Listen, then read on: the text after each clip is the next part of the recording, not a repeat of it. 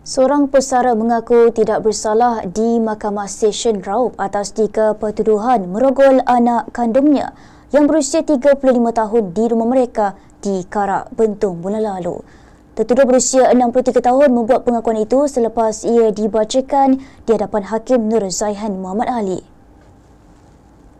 Mengikut kertas pertuduhan, sumbang mahram tersebut didakwa dilakukan ketika tertuduh tinggal serumah bersama isteri dan mangsa antara jam 10 malam pada 17 Oktober hingga 5 pagi keesokan harinya.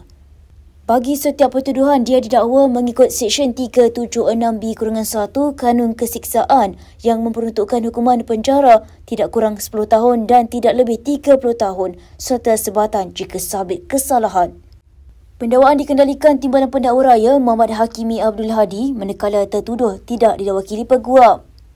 Dalam prosiding itu, tertuduh memaklumkan bahawa dia hanya bergantung kepada pencen bulanan sekitar RM400 dan masih menanggung isterinya. Mahkamah membenarkan tertuduh diikat jamin sebanyak RM20,000 dengan beberapa syarat tambahan termasuk tidak menghampiri mangsa dan perlu melapor diri di balai polis terdekat setiap bulan.